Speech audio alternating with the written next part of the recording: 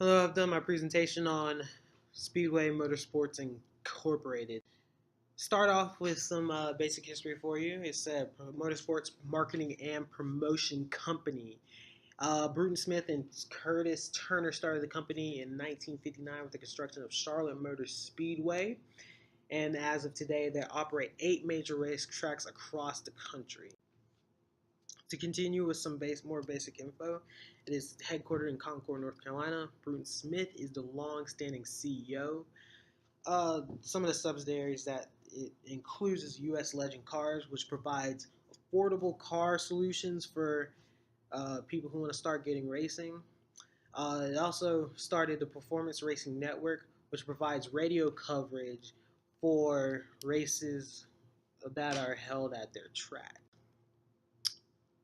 Um, I've included a strategic management process along with this. To start off with strategy formulation, they want to build modern racetracks, innovate the sport, and diversify their fan base.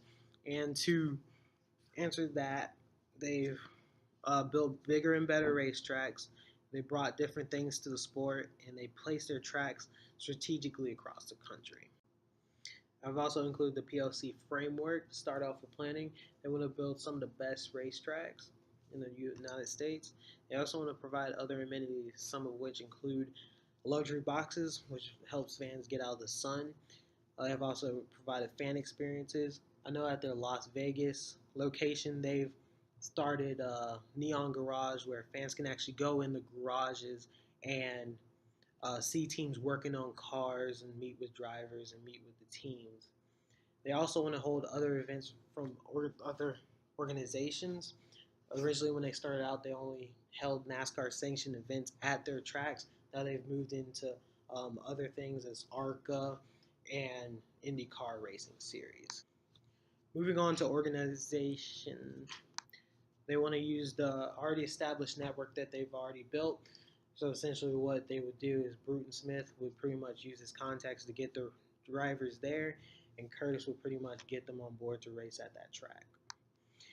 They also had the task of getting the land to build most of these tracks. I know one of their largest tracks, which is pictured there, is Sonoma Raceway, which is sitting on 1,600 acres of land, and with their first track, Charlotte Motor Speedway, sitting on about 1,300 acres of land.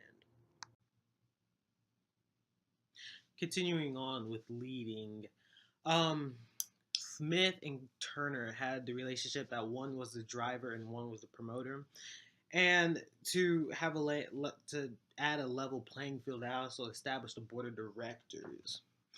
Moving on with controlling, they didn't allow outside organizations to dictate what went on inside of the company, which was very fundamental in the beginnings of the company when NASCAR actually tried to come in and try to tell them what they could and couldn't do.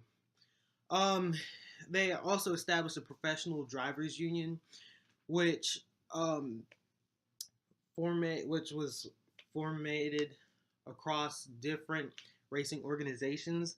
They offered higher cash prizes, pension plans, better insurance, a scholarship if one of the drivers happened to pass while racing. And they updated drivers' facilities. All drivers had to do was pay a small fee of $10, and they were part of the union. And yeah. On to our SWOT analysis. First up, we have our strengths. They knew that they would have had instant revenue as soon as they built the track. Racing organizations will always come whenever a new track is built, and as long as it's open and well maintained, they will keep on coming back. It will always draw in big events. They always have, if they're not having a race, normal NASCAR sanctioned race or IndyCar, ARCA car race, they usually host car shows or even their own U.S. Legend races.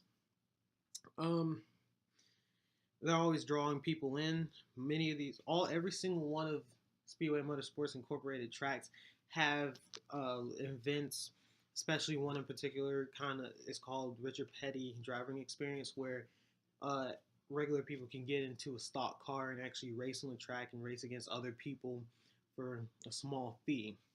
Also at their Las Vegas track, they have exotic racing, where people can pay a fee, not a small fee, and they could go take hypercars and hiring cars out on the road course that they have at the track. Um, they also have a lot of capital on hand.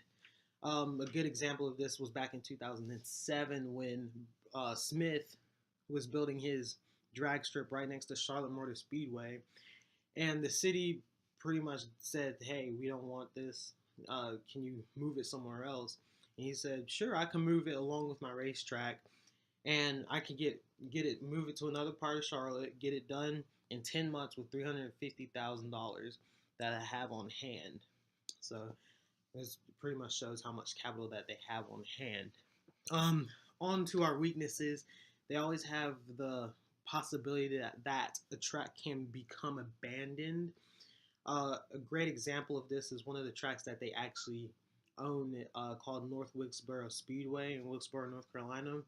They actually kept the track for many, many years, and they held NASCAR sanctioned races there until the NASCAR chose to move it to another track. Luckily for Speedway Motorsports Incorporated, it was another one of their own tracks.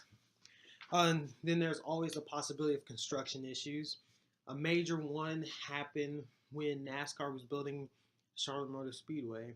When they were digging out the track and digging out the infield, they actually found these large, large boulders which they couldn't move themselves, and they had to hire an outside company to come in and actually break down the rocks and remove them, and that pretty much set the track back a couple $1,000s and sent them into bankruptcy.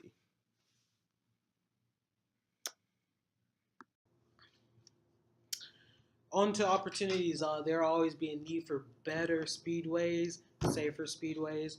One of the ways they're always doing this is whenever they acquire a track or some of the tracks that they already do have, they make sure that it's always paved, make sure they have safer barriers when cars wreck, and they also keep the crowds protected. Another opportunity that they have is keep getting the community involved. One of the ways that they do this is by having U.S. Legends Racing. Many of these races will have lower price tickets, and many people bring out their families, and many of these kids will get interested in racing, and they can get into racing some of these Legends cars, and they'll carry on the sport.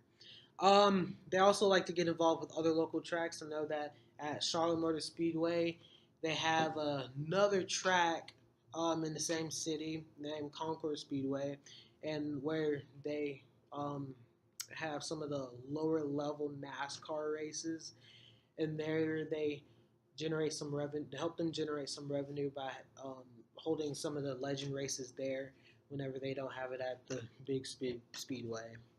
On to some of the threats. They always have event sponsors. They always